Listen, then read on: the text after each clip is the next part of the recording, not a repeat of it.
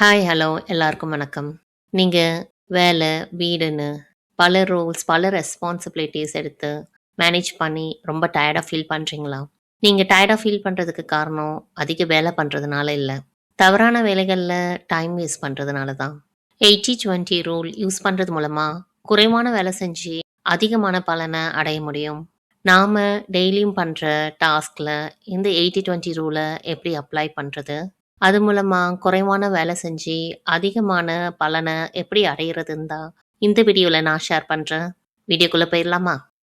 இந்த 80-20 ரூல்ல நம்ம செய்ற வேலையில 20% வேலை செய்றது மூலமா 80% பலன அடைய முடியுது. இதுதான் பரீட்டோ பிரின்சிபல் ஆர் 80-20 ரூல்னு சொல்றாங்க. நாம ஃபர்ஸ்ட் பார்க்குற category home and household. Home and ஹவுஸ்ஹோல்டில் நம்ம ஃபர்ஸ்ட் பார்க்குற பாயிண்ட் க்ரோசரி ஓவர் திங்கிங். ஆமாங்க, வாரம் வாரம் என்ன மளிகை பொருள் வாங்குறது, எங்கே வாங்குறது, எவ்வளோ வாங்குறதுன்னு அதுவே நம்மளுக்கு ஒரு கன்ஃபியூஷனும் ஒரு மென்டல் லோடும் கொடுக்குது. ஆனால் கொஞ்சம் யோசித்து பார்த்தீங்கன்னா நம்ம வாரம் வாரம் வாங்குற பொருட்களில் 80% எப்பயுமே ஒரே மாதிரி பொருள் தான் வாங்குகிறோம். அதுதான் ஸ்டேபிள் ஐட்டம்ஸ். பார்த்தீங்கன்னா பால், முட்டை, வெஜிடபிள்ஸ், ஃப்ரூட்ஸ், ஸ்நாக்ஸ் இந்த மாதிரி ஸ்டேபிள் ஐட்டம்ஸே 80% வாங்குகிறோம். இது வச்சே நம்ம ஒரு மாஸ்டர் க்ரோசரி லிஸ்ட் டெவலப் பண்ண முடியும். அதுக்கு மேலே பார்த்தீங்கன்னா 2 வாரத்துக்கு ஒருக்கையோ இல்லை மாதத்துக்கு ஒருக்கையோ நம்ம வாங்குகிற பொருட்கள் அரிசியாக இருக்கட்டும், பருப்பாக இருக்கட்டும், மசாலா பொருட்களாக இருக்கட்டும், இதெல்லாம் 20% க்ரோசரி லிஸ்ட்டில் அடங்கும். இதை மாஸ்டர் லிஸ்ட்டில் நீங்கள் அந்த வாரத்துக்கு ஏற்ற மாதிரி சேஞ்ச் பண்ணி நீங்கள் அந்த வாரத்துக்குரிய க்ரோசரி பர்ச்சேஸ் பண்ணலாம். இந்த மாதிரி ஃபிக்ஸட் மாஸ்டர் க்ரோசரி லிஸ்ட் வச்சுருக்கிறது மூலமாக ஒவ்வொரு வாரமும் என்ன வாங்கணும்னு ரொம்ப ஓவர் திங்க் பண்ண வேண்டியது இருக்காது. நம்மளோட ஷாப்பிங்கும் ரொம்ப ஈஸியாக ஆகிடும். மறந்து போகிற பொருட்கள்னும் எதுவும் இருக்காது. துணிங்களை துவைக்கிறது பெரிய விஷயம்னா அதை மடித்து வைக்கிறது அதை விட பெரிய விஷயமா இருக்கு. பார்த்தீங்கன்னா துவைச்ச துணியில் ஒரு 20% தான் நிஜமாவே சுருங்குற துணிங்களாக இருக்குது. அந்த மாதிரி 20% துணிகளை மடித்து வச்சுட்டு மீதி 80% துணிகளை ஹேங் பண்ணி வைக்கிறதோ இல்லை கேட்டகரி பின்ஸ்ன்னு ஒவ்வொருத்தங்களுக்கும் தனித்தனியாக பேஸ்கெட்ஸ் வச்சு அதில் அவங்களோட க்ளோத்ஸை தனியாக எடுத்து வைக்கிறது மூலமாக துவைச்ச துணியை ஈஸியாகவே சீக்கிரமாகவே சார்ட் பண்ண முடியும்.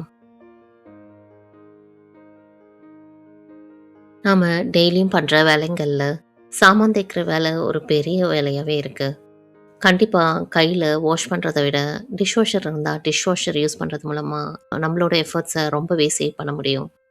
அப்படி டிஷ் வாஷர் இல்லைன்னா கண்டிப்பாக நம்ம எப்பயுமே 3 வேளையும் சாப்பிட்றதுக்கு யூஸ் பண்ணுற அந்த 20% டிஷ்ஷஸ் பார்த்திங்கன்னா பிளேட்ஸ், கப்ஸ், பவுல்ஸ், ஸ்பூன்ஸ் இந்த மாதிரி நம்ம அடிக்கடி யூஸ் பண்ணுற சாமான்களை அப்பப்போ கழுவி வைக்கிறது மூலமாக நிறைய சாமான் சேர்ந்துடாமல் தடுக்க முடியும். அதே மாதிரி நமக்கு தேவையான பிளேட்ஸ், கப்ஸ், பவுல்ஸும் நமக்கு யூஸ் பண்ணுறதுக்கு இருக்கும். நம்மளோட வீடு கொஞ்சம் மெஸ்ஸியாக இருந்தாலுமே நம்மளுக்கு ரொம்பவே மென்டல் ஸ்ட்ரெஸ் கொடுத்துரும். பார்த்திங்கன்னா 20% ஏரியாஸ் 80% விஷுவல் மெஸ் கொடுக்குது. Kitchen counter, living room floor, dining table, bathroom sink இதெல்லாம் டெய்லியும் ஒரு 10 மினிட்ஸ் ஸ்பெண்ட் பண்ணி க்ளீன் பண்ணி வைக்கிறது மூலமாக வீடே ரொம்ப க்ளீனாகவும் இருக்கும். இந்த மாதிரி ஒரு 10 மினிட்ஸ் ஸ்பெண்ட் பண்ணி வீட்டை க்ளீன் பண்ணுறது மூலமாக டீப் க்ளீனிங் பண்ணுறோன்னு பர்ன் அவுட் ஆகாமல் ரொம்ப மினிமல் எஃபர்ட்டில் வீட்டை ரொம்ப ஃப்ரெஷ்ஷாக ஃபீல் பண்ண வைக்க முடியும். குழந்தைங்க இருக்க வீட்டில் பார்த்திங்கன்னா எங்கே பார்த்தாலும் டாய்ஸாக தான் இருக்கும். நிறைய டாய்ஸ் இருக்கிறதுனால வீடே மெஸ்ஸியாக தான் இருக்கும். அது நம்மளுக்கு இன்னும் மென்டல் ஸ்ட்ரெஸ் தான் கொடுக்கும். ஆனால் பார்த்திங்கன்னா குழந்தைங்க 20% டாய்ஸ் வச்சு தான் 80% நேரம் விளையாடுறாங்க. அந்த 20% டாய்ஸை அவங்க எடுக்கிற மாதிரி வச்சுட்டு மீதி 80% டாய்ஸை கட்டில் கடியிலையோ இல்லை கபோர்டுக்கு மேலேயோ எடுத்து வைக்கிறது மூலமாக நம்ம வீடு மெஸ்ஸி ஆகாமல் பார்த்துக்க முடியும்.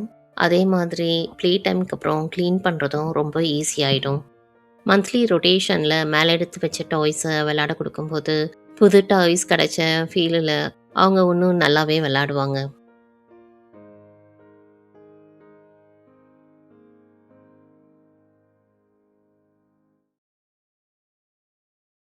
இந்த category kitchen and meal prep. இந்த கேட்டகரியில் நாம் ஃபஸ்ட்டு பார்க்குறது மீல் பிளானிங். பார்த்தீங்கன்னா, வாரத்துல ஒரு தடவ சண்டே, ரீசெட் டே அன்னைக்கு, அந்த வாரத்துக்குரிய ஃபுல் மீல் பிளான் பண்றது மூலமா, அந்த வாரத்துக்குரிய மீல் பிளானிங் ஸ்ட்ரெஸ்ஸ கம்ப்ளீட்டா அவாய்ட் பண்ண முடியும். பார்த்தீங்கன்னா, எவ்ரி டே, எவ்ரி மீல்க்கு முன்னாடி நம்ம என்ன செய்றது? என்ன பண்றது? என்ன இருக்குது? அப்படின்னு தேடி பார்த்து, டிசைட் பண்ணி, அதுக்கப்புறம் குக் பண்ணி, அதுக்கப்புறம் சாப்பிடுறதுக்குள்ள ரொம்பவே லேட் ஆயிடும். அதுக்கு பதிலா ஒரு நாள் சண்டே கொஞ்ச நேரம் டைம் ஸ்பெண்ட் பண்ணி, ஒவ்வொரு நாளும் என்ன பிரேக்ஃபாஸ்ட், லஞ்ச், டின்னர்ன்னு பிளான் பண்றது மூலமா, அந்த வாரத்தோட மீல் பிளானிங் ரொம்பவே ஈஸி ஆயிடும். அதே மாதிரி குரோசரிஸ் வாங்கிட்டு, அதுக்கேத்த மாதிரி என்ன மீல் பண்றதுன்னு யோசிக்கிறத விட, மீல் பிளானுக்கு ஏத்த மாதிரி குரோசரிஸ் வாங்கி குக் பண்றது இன்னுமே பெட்டரா இருக்கும். ஒவ்வொரு தடவையும் புது புது ரெசிபீஸ், புது புது டிஷ்ஷஸ் ட்ரை பண்ணி, எக்ஸ்ப்ளோர் பண்ணி, குக் பண்றதுக்கு பதிலா, உங்க ஃபேமிலிக்கு புடிச்ச ரெசிபீஸ், உங்களால ஈஸியா செய்யக்கூடிய ரெசிபீஸ், உங்களுக்கு ரொம்பவே விருப்பமான ரெசிபீஸ நீங்க செய்யும்போது, அதெல்லாம் வச்சு நீங்க மீல் பிளான் பண்ணும்போது, உங்களோட மீல் ப்ரெப் வந்து ரொம்பவே ஈஸி ஆயிடும். பார்த்தீங்கன்னா, உங்க ஃபேமிலிக்கு பிடிச்சது, உங்களால முடிஞ்சது, அந்த மாதிரி breakfast list, lunch list, dinner லிஸ்ட்டுன்னு லிஸ்ட் ப்ரிப்பேர் பண்ணி ஒரு 7, 8 ஐட்டம் ஒவ்வொரு லிஸ்ட்லயும் வச்சுட்டு, இந்த ஐட்டம்ஸ ஒவ்வொரு வாரமும் ரொட்டேஷன்ல நீங்க கம்பைன் பண்ணி மீல் பிளான் ப்ரிப்பேர் பண்ணும்போது, சேம் ஐட்டம்ஸே ஒவ்வொரு வாரமும் சாப்பிடுற மாரியே இருக்காது. அதே டைம் உங்களுக்கும் ஈஸியா பண்ற மாதிரியே இருக்கும். இந்த மாதிரி பண்ணும்போது மீல் ப்ரெப் ரொம்பவே குயிக்காவும், ஸ்ட்ரெஸ் ஃப்ரீயாவும் இருக்கும். மார்னிங்ஸ் பார்த்தீங்கன்னா, ரொம்பவே கயாட்டிக்கா இருக்கும். அதுலயும் லஞ்ச் பாக்ஸ் வந்து பேக் பண்ணணும்னா, இன்னுமே எக்ஸ்ட்ரா ப்ரெஷர் தான். இந்த எக்ஸ்ட்ரா ப்ரெஷர் மோஸ்ட்லி வரது எதனாலன்னு பார்த்தீங்கன்னா, என்ன பேக் பண்றதுன்னு யோசிக்கிறதுல தான் இருக்கும். பார்த்தீங்கன்னா, உங்க குழந்தைங்களுக்கு 80% டைம் புடிச்ச 3 to 4 லஞ்ச் பாக்ஸ் காம்போஸ் என்னன்னு முதல்லயே ஐடென்டிஃபை பண்ணி வச்சுக்கோங்க. இந்த 3 to 4 காம்போஸ் நீங்க திரும்பவும் ரொட்டேஷன்ல செஞ்சு குடுக்கும்போது, அது உங்களுக்குமே ரொட்டீனா ஈஸி ஆயிடும். லஞ்ச் பேக் பண்ணுறதும் ரொம்பவே சிம்பிள் ஆயிடும். அதே மாதிரி முன்னாடி நாள் நைட்டே ஸ்மால் மீல் ப்ரெப் பண்ணி வைக்கிறது மூலமா, அது வெஜிடபிள்ஸ் கட் பண்ணி வைக்கிறதா இருக்கலாம், எக்ஸ் பாயில் பண்ணி வைக்கிறதா இருக்கலாம், ஸ்நாக்ஸ் எல்லாம் ரெடி பண்ணி வைக்கிறதா இருக்கலாம். இந்த மாதிரி சின்ன சின்ன மீல் ப்ரெப் பண்ணி வைக்கிறது மூலமா, உங்களோட மார்னிங் லஞ்ச் பாக்ஸ் ப்ரிப்பரேஷன் வந்து ரொம்பவே ஈஸி ஆக்கிடும். அடுத்த கேட்டகரி நாம பார்க்குறது career and productivity. Career and productivity கேட்டகரியில் நாம் ஃபஸ்ட்டு பார்க்க போகிறது டைம் மேனேஜ்மெண்ட். உங்கள் ஒர்க்கில் டே ஃபுல்லாக ரொம்ப பிஸியாக எல்லாமே செஞ்சோம், அது எண்ட் ஆஃப் த டே எதுவுமே செய்யாத மாதிரி ஒரு ஃபீல் இருக்கா? அதுக்கு காரணம் நீங்கள் உங்கள் கரியர் மூவ் பண்ணுற மாதிரியான டாஸ்க் எதுவும் பண்ணுறதில்ல. 80% ஆஃப் யுவர் ப்ரோக்ரஸ் பார்த்தீங்கன்னா 20% ஆஃப் டாஸ்கில் தான் இருக்குது. அந்த ஐ இம்பேக்ட்ஃபுல் டாஸ்க் என்னன்றதை கண்டுபிடிங்க. அது உங்களோட கீ ப்ராஜெக்ட்ஸாக இருக்கலாம், ஹை இம்பேக்ட்ஃபுல் டாஸ்காக இருக்கலாம், ஹை ப்ரியாரிட்டி டாஸ்காக இருக்கலாம், ப்ரொடக்ஷன் இஷ்யூவாக இருக்கலாம், அன்னைக்குரிய டெட்லைனில் முடிக்க வேண்டிய டாஸ்காக இருக்கலாம், இம்பார்ட்டன்ஸ் சர்டிஃபிகேஷன் பண்ணுறதா இருக்கலாம். இந்த மாதிரி டாஸ்கெல்லாம் ஃபர்ஸ்ட் இம்பார்ட்டன்ஸ் கொடுத்து உங்கள் டேவோட ஸ்டார்டிங்கில் டைம் பிளாக் பண்ணி இந்த டாஸ்க்கெல்லாம் பண்ணுங்கள். லோ இம்பேக்ட் டாஸ்க் பார்த்தீங்கன்னா சிசியில் இருக்கிற இமெயில்ஸ்க்கு ரிப்ளை பண்ணுறதா இருக்கலாம், டைம் ஷீட் பண்ணுறதா இருக்கலாம், மற்றவங்களுக்கு ஹெல்ப் பண்ணுறதா இருக்கலாம், லோ ப்ரியாரிட்டி டிஃபெக்ட் ஒர்க் பண்ணுறதா இருக்கலாம். இந்த மாதிரி லோ இம்பேக்ட் டாஸ்கெல்லாம் ரெடியூஸ் பண்ணுறதோ இல்லாட்டி அதெல்லாம் பேட்ச் பண்ணி towards end of the day time ஒதுக்கி நீங்கள் ஒர்க் பண்ணும்போது மோஸ்ட் ஆஃப் த டே ப்ரொடக்டிவான டாஸ்க்கு நீங்கள் டைம் ஸ்பெண்ட் பண்ணுறது மூலமாக அந்த டேவே ப்ரொடக்டிவாக ஃபீல் பண்ண முடியும், நாட் ஜஸ்ட் பிஸி. உங்களோட வேலையில் நிறைய டாஸ்க் எடுத்து பண்ணுறதுனாலையும், எல்லா மீட்டிங்ஸ்லையும் அட்டன் பண்ணுறதுனாலையும், நிறைய ரெஸ்பான்சிபிலிட்டிஸை எடுத்து பண்ணுறதுனாலையும் உங்களோட எனர்ஜி ஸ்கேட்டர்ட் ஆகுது. அதனால் நீங்கள் ரொம்பவே பர்ன் அவுட் ஆவீங்க. இந்த பர்ன் அவுட் உங்களால் முடியல, உங்களுக்கு திறமை இல்லை அப்படின்றதுனால வரதில்ல, நீங்கள் ஓவர் கமிட்மெண்ட் பண்ணுறதுனால வருது. 20% ஆஃப் த டே பார்த்தீங்கன்னா உங்கள் எனர்ஜி ரொம்பவே ஹையாக இருக்கும். அந்த டைமில் ஹை இம்பேக்ட்ஃபுல் டாஸ்க், உங்களுக்கு ரொம்பவே முக்கியமான டாஸ்க், அதுக்கு ஃபோக்கஸ் பண்ணி நீங்கள் பண்ணும்போது அது உங்களோட மார்னிங்காக இருக்கலாம், இல்லை போஸ்ட் லஞ்சாக இருக்கலாம். இந்த மாதிரி டைமில் ஒரு 2 to 3 hours ஸ்பெண்ட் பண்ணி ஃபுல்லி ஃபோக்கஸ்டாக அந்த ஹை இம்பேக்ட்ஃபுல் டாஸ்க் நீங்கள் பண்ணும்போது அந்த டே ரொம்பவே ப்ரொடக்டிவாக ஃபீல் பண்ணுவீங்க. இந்த மாதிரி டாஸ்க் பண்ணும்போது மல்டி டாஸ்க் பண்ணாமல் உங்களோட மென்டல் எனர்ஜியை ரொம்பவே சேவ் பண்ணி ஃபோக்கஸ்டாக பண்ணும்போது நீங்கள் ரொம்ப எக்ஸாஸ்டாக ஃபீல் பண்ணாமல் இருப்பீங்க. முக்கியமான காரியங்களுக்கு நீங்கள் உங்கள் எனர்ஜியை ஃபோக்கஸ் பண்ணும்போது மென்டல் ட்ரைனோ இல்லை பேர்ன் அவுட்டோ ஆகாமல் உங்களோட எனர்ஜியை டே ஃபுல்லாக ப்ரொடெக்ட் பண்ணி கொண்டு போக முடியும். உங்கள் வேலையில் நீங்கள் ரொம்பவே ஹார்ட் ஒர்க் போட்டும் கிடைக்காத ரெகக்னிஷன் ஹார்ட் ஒர்க்கே பண்ணாதவங்களுக்கு கிடைக்குதா? அதுக்கு காரணம் உங்கள் மேனேஜரும் டீமும் வேல்யூ பண்ணுற டாஸ்க்கை நீங்கள் அவங்களுக்கு தெரிகிற மாதிரி செய்யாதது தான். உங்கள் மேனேஜரோ டீமோ நோட்டீஸ் பண்ணுற அந்த 20% டாஸ்கில் ஃபோக்கஸ் பண்ணுங்கள். அது டெலிவரபிள்ஸாக இருக்கலாம், இம்பார்ட்டண்ட் ரிப்போர்ட்ஸாக இருக்கலாம், ப்ரெசன்டேஷன் பண்ணுறதா இருக்கலாம், கிளைண்ட்டுக்கு இமெயில் பண்ணுறதா இருக்கலாம், அவங்களோட டிஸ்கஷன்ஸில் பார்ட்டிசிபேட் பண்ணுறதா இருக்கலாம். இந்த மாதிரியான ஹை இம்பேக்ட்ஃபுல் டாஸ்க்கு மற்றவங்க நோட்டீஸ் பண்ணுற டாஸ்க்கு அவங்களுக்கு தெரிகிற மாதிரி நீங்கள் கிளியராக கன்சிஸ்டண்ட்டாக எடுத்து பண்ணும்போது உங்களுக்கு அது நிறையவே பலன் கொடுக்கும். லோ வேல்யூ டாஸ்கில் டைம் ஸ்பெண்ட் பண்ணாமல் இந்த மாதிரி ஹை இம்பார்ட்டண்ட் டாஸ்க் மற்றவங்களுக்கு விசிபிளாகவும் வேல்யூ பண்ணுற டாஸ்க்குக்கும் நீங்கள் எஃபர்ட்ஸ் போடும்போது உங்களை எல்லாரும் பார்ப்பாங்க, அப்ரிஷியேட் பண்ணுவாங்க, உங்களுக்குரிய ரிவார்டும் ரெகக்னிஷனுமே கிடைக்கும். உங்களோட கரியரில் ப்ரோக்ரஸ் பண்ணுறதுக்காக நீங்கள் என்னெல்லாம் படிக்க முடியுமோ, என்ன ஸ்கில் டெவலப்மெண்ட் பண்ண முடியுமோ அதெல்லாம் ட்ரை பண்ணுறீங்களா? நிறைய கோர்ஸ் படிக்கிறது, வீடியோஸ் பார்க்குறது, டுட்டோரியல் ஃபாலோ பண்ணி மாக் ப்ராஜெக்ட்ஸ் டெவலப் பண்ணுறதுன்னு இந்த மாதிரி பல இது நம்ம ட்ரை பண்ணாலும் எதுலேயுமே மாஸ்டர் பண்ண முடியாமல் இருக்கா? நீங்கள் உங்கள் கரியருக்கு டைரெக்டாக க்ரோத் கொடுக்கக்கூடிய அந்த ஒரு ஸ்கில் என்னன்றதை ஐடென்டிஃபை பண்ணுங்கள். உங்களோட கரியருக்கு 80% க்ரோத் கொடுக்கக்கூடிய அந்த ஸ்கில்ல கம்யூனிகேஷன் ஸ்கில்லாக இருக்கலாம், டெக்னிக்கல் ஸ்கில்லாக இருக்கலாம், லீடர்ஷிப் ஸ்கில்லாக இருக்கலாம், இல்லை உங்கள் டொமைனுக்கு ரொம்பவே இம்பார்ட்டண்டான எக்ஸ்பர்டைஸ்ட் ஸ்கில்லாக இருக்கலாம். அந்த மாதிரி ஸ்கில்லை நீங்கள் டெவலப் பண்ணுறதுக்குரிய கோர்ஸை நீங்கள் பண்ணுங்கள். இந்த மாதிரி பர்டிகுலர் ஸ்கில் உங்களோட கரியருக்கு ஃபோக்கஸ் ஆன ஸ்கில் நீங்கள் எடுத்து படித்து டெவலப் பண்ணும் போது அது உங்களுக்கு உங்களோட கரண்ட் ரோலுக்கும் நெக்ஸ்ட் ரோலுக்கும் டைரெக்டாக சப்போர்ட் பண்ணும். இதனால உங்களுக்கு ஃபாஸ்டர் க்ரோத் இருக்கும். ரொம்ப ஓவர்வெல்ம் ஆகாமல் நீங்கள் படிக்கிற அந்த கோர்ஸும் அந்த ஸ்கில் டெவலப்மெண்ட் ஃப்ரூட்ஃபுல்லாக இருக்கும். உங்களோட வேலையில் எவ்வளவோ ஹார்ட் ஒர்க் போட்டோம் ப்ரோக்ரஸ் இல்லாததுக்கு காரணம் நீங்கள் எந்த திசையை நோக்கி போகிறீங்கன்ற ஒரு கிளாரிட்டி இல்லாதது தான். கிளாரிட்டி இல்லைன்னா ப்ரோக்ரஸ் பார்க்க முடியாது. அடுத்த 3 மாதத்தில் நீங்கள் அச்சீவ் பண்ணணும்னு நினைக்கிற ஒரு கிளியர் கோல் செட் பண்ணுங்கள். இந்த கோலை அச்சீவ் பண்ணுறதுக்கு நீங்கள் என்னெல்லாம் பண்ணணுன்ற டாஸ்க்கை லிஸ்ட் பண்ணுங்கள். இந்த டாஸ்கில் கண்டிப்பாக இதெல்லாம் பண்ணணுன்றத ப்ரியாரிட்டி படி ஆர்டர் பண்ணுங்கள். இந்த டாஸ்க்குக்கு வாரம் வாரம் ஒரு 20% எஃபர்ட் போடுங்க. இந்த மாதிரி வாரம் வாரம் ஒரு 20% எஃபர்ட் போட்டு நீங்கள் அந்த கோலை நோக்கி போகும்போது கண்டிப்பாக பலனை பார்ப்பீங்க. 2 வாரத்துக்கு ஒருக்கையோ மாதத்தில் ஒரு தடவையோ எவ்வளோ தூரம் உங்கள் கோலை நோக்கி பயணிச்சிருக்கீங்கன்னு, எவ்வளோ டாஸ்க் நீங்கள் முடிச்சிருக்கீங்கன்னு ரிவ்யூ பண்ணுங்கள். இந்த மாதிரி ரிவ்யூ பண்ணும்போது நீங்கள் ஏதாவது தடைகள் பார்த்துருந்தாலோ இல்லை டிஸ்ட்ராக்ஷன் வந்திருந்தாலோ அதை ஐடென்டிஃபை பண்ணி நீங்கள் அப்போவே சரி செய்ய முடியும். இந்த மாதிரி குழப்பம் இல்லாத ஒரு நோக்கத்தோட நம்ம வேலை செய்யும்போது கண்டிப்பாக அதுக்குரிய பலனை நம்ம அடைவோம். நம்ம கரியரில் கண்டிப்பாக ஒரு ப்ரோக்ரஸ் பார்ப்போம். இந்த ஃபைனல் கேட்டகரியில் நாம் emotional load and self care பற்றி தான் பார்க்க போகிறோம். ஒர்க்கிங் மாம்ஸாக நமக்கு இருக்கிற ஒரு பிக்கஸ்ட் ஸ்ட்ரெஸ் என்னன்னு பார்த்தீங்கன்னா, எல்லாத்தையும் ரொம்ப பர்ஃபெக்டாக மேனேஜ் பண்ணணும்னு நமக்கு நாமே வச்சுக்கிற அந்த ப்ரெஷர் தான். குழந்தைங்களோட பர்த்டே பார்ட்டிஸை ரொம்பவே பின்ட்ரெஸ்ட் பர்ஃபெக்டாக செய்யணும்.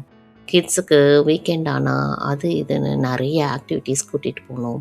ஸ்கூல்லேருந்து வர மெசேஜஸ், வாட்ஸ்அப் மெசேஜஸ், ஸ்கூல் ஆப்பில் வர நோட்டிஃபிகேஷன் எல்லாத்தையும் உடனே பார்த்து அதுக்கு ரெஸ்பாண்ட் பண்ணுறது, ரிப்ளை பண்ணுறதுன்னு நம்மளோட எக்ஸ்பெக்டேஷன்ஸு அதிகமாக ஆகிறதுனால நம்மளோட மென்டல் லோடு பார்த்திங்கன்னா எப்போவுமே அதிகமாக இருக்குது. இதனால் நம்ம ஃபிசிக்கலாக டயர்ட் ஆகிறத விட மென்டலாக ரொம்பவே டயர்ட் ஆகிடுறோம். இந்த டாஸ்க்லாம் நம்ம 80-20 ரூல் எப்படி அப்ளை பண்ணலான்னு பார்த்தீங்கன்னா, கிட்ஸ் அவங்களோட பர்த்டேயில் அவங்க ஞாபகம் வச்சுக்கிற அந்த 20% moments, cake, friends, play time, அவங்களோட பர்த்டே பார்ட்டியை ரொம்பவே சிம்பிளாக க்ளோஸ் ஃப்ரெண்ட்ஸ், க்ளோஸ் ரிலேட்டிவ்ஸ் மட்டும் இன்வைட் பண்ணி ஸ்டோர் பாட் கேக், அவங்களுக்கு பிடிச்ச ஆக்டிவிட்டி, ப்ரீ ஆர்டர் ரிட்டர்ன் கிஃப்ட்டுன்னு பிளான் பண்ணும்போது அந்த பர்த்டே பார்ட்டி பிளானிங் ஸ்ட்ரெஸ் ரொம்பவே ரெடியூஸ் பண்ண முடியும். வீக்கெண்ட் ஆனால் அவங்கள இந்த ஆக்டிவிட்டி அந்த ஆக்டிவிட்டின்னு கூட்டிகிட்டு போகிறது, இந்த 1 ஹவர் அவங்க ஃப்ரீயாக இருக்காங்களே ஏதாவது பண்ணுவோம், எங்கேயாவது கூட்டிகிட்டு போவோம் அப்படின்னு யோசிக்காம அவங்களுக்கு பிடிச்ச 1 2 ஆக்டிவிட்டி மட்டும் பிளான் பண்ணுறது, அதை மட்டும் அவங்க எப்பயும் கண்டினியூ பண்ணுற மாதிரி வச்சுக்கிறது நல்லது. School WhatsApp group, school mobile app இதெல்லாம் அப்பப்போ செக் பண்ணாமல் ஒரு நாளையில் மார்னிங் ஈவினிங்னு ஒரு 2 தடவை மட்டும் செக் பண்ணுற மாதிரி நம்ம பிளான் பண்ணுறது நல்லது. ஸ்கூல் வாட்ஸ்அப் குரூப்பை மியூட் பண்ணி வச்சுட்டு ஒன்லி இந்த மார்னிங் அந்த ஈவினிங் டைமில் செக் பண்ணி ஏதாவது மெசேஜ்க்கு ரிப்ளை பண்ணணுன்னா ரிப்ளை பண்ணுறது, ஸ்கூல் ஆப்பில் ஏதாவது பேமெண்ட் பண்ணணுன்னா பண்ணுறது, அந்த மாதிரி வச்சுக்கும் போது நம்மளுக்கு அந்த கான்ஸ்டண்ட்டாக செக் பண்ணி உடனே ரிப்ளை பண்ணணுன்ற அந்த ஸ்ட்ரெஸ்ஸை நம்ம குறைக்க முடியும். இந்த மாதிரி 100% எக்ஸ்பெக்டேஷன் மீட் பண்ணணும்னு நம்ம ட்ரை பண்ணுறதை நிறுத்தினாலே 80% பேரண்டல் ஸ்ட்ரெஸ்ஸை நம்ம ஆட்டோமேட்டிக்காக குறைச்சிட முடியும். இப்போல்லாம் நம்மளுக்கு ரொம்ப பெரிய ப்ரெஷர் எங்கேருந்து வருதுன்னு பார்த்தீங்கன்னா சோஷியல் மீடியாவில் இருந்து தான். அங்கே நம்ம பல அக்கௌண்ட்ஸை பார்க்குறோம், அவங்களோட வாழ்க்கையை பார்க்குறோம், அந்த மாதிரி நம்ம வாழ்க்கை இல்லையே அப்படின்னு நினைக்கிறோம். அவங்க சோஷியல் மீடியாவில் காட்டுறது வெறும் 5 to 20% தான். அதை நம்மளோட 100% ரியாலிட்டிக்கே கம்பேர் பண்ணுறோம். இதனால நம்ம பர்ஃபெக்டாக இல்லையே, அந்த மாதிரி இல்லையே, இந்த மாதிரி இல்லையேன்னு இன்னுமே நம்மளுக்கு ஸ்ட்ரெஸ்ஸு மென்டல் லோடு தான் அதிகமாக்கிக்கிறோம். இதில் நம்ம எப்படி 80-20 ரூல் அப்ளை பண்ணலான்னு பார்த்தீங்கன்னா, நம்மளை இன்ஸ்பயர் பண்ணுற, நமக்கு நிஜமாவே மோட்டிவேஷன் கொடுக்குற மாதிரியான அக்கௌண்ட்ஸை ஃபாலோ பண்ணலாம். நம்மளை கம்பேர் பண்ணி நம்மளே தாழ்த்தி பார்க்குற மாதிரி, கேள்வி கேட்குற மாதிரி அக்கௌண்ட்ஸை மியூட் பண்ணலாம், இல்லை அன்ஃபாலோ பண்ணிக்கலாம். நம்மளோட வீடு ரொம்பவே பர்ஃபெக்டாக இருக்கணும் அப்படின்னு பார்க்காம பீஸ்ஃபுல்லாக இருக்கிறது எப்படின்னு அந்த 20% ஹேபிட்ஸில் ஃபோக்கஸ் பண்ணுங்கள். இந்த மாதிரி ஒரு பிக்சர் பர்ஃபெக்ட் பர்சனாக நம்ம இல்லையே அப்படின்னு ஒரு குற்ற உணர்ச்சியோட வாழாமல் நாமளாக ரியலாக அத்தன்டிக்காக ஒரு கான்ஃபிடென்ட்டோட இருக்கும்போது நம்மளோட வாழ்க்கை ரொம்பவே பீஸ்ஃபுல்லாகவே அமையும். நமக்கு பர்ன் அவுட் எதனால் வருதுன்னு பார்த்தீங்கன்னா, நம்மளோட ஃபிசிக்கல் டயர்ட்னஸில் இல்லை, இன்விசிபிள் மென்டல் லோடில் தான் இருக்குது. இதை பிளான் பண்ணணும், அதை ஞாபகம் வச்சுக்கணும், இதை ஆர்கனைஸ் பண்ணணும் அப்படின்னு எப்பயுமே நம்ம மண்டையில் சைலண்ட்டாக ஏதாவது ஓடிட்டே இருக்குது. இதுக்கு நடுவில் நம்ம ஐம் ஃபைன்ன்ட்டு நம்ம வாழ்க்கையை தொடர்ந்துகிட்டே இருக்கோம். அந்த மாதிரி பண்ணுறதுனால ஸ்லோவாக நம்மளே ஒன்றுமே டயர்டாக பர்ன் அவுட் பண்ணிகிட்டே தான் இருப்போம். இதில் நம்ம 80-20 ரூலை எப்படி அப்ளை பண்ணுறதுன்னு பார்த்தீங்கன்னா, நம்மளை ரொம்பவே ட்ரைன் பண்ணுற 20% டாஸ்க் என்னவோ அதை ஃபஸ்ட்டு ஐடென்டிஃபை பண்ணி அதை நம்ம டெலிகேட் பண்ணுறதோ, இல்லை அவுட் சோர்ஸ் பண்ணுறதோ, இல்லை கம்ப்ளீட்லி அவாய்ட் பண்ணுறதோ பண்ணலாம். நாம் மற்றவங்க கிட்ட ஹெல்ப் கேட்குறது வீக்னஸ்னு நினைக்கிறோம். ஆனால் அது வீக்னஸ் இல்லை, நம்மளோட பர்ன் அவுட் அவாய்ட் பண்ணுறதுக்குரிய ஸ்ட்ரென்த்.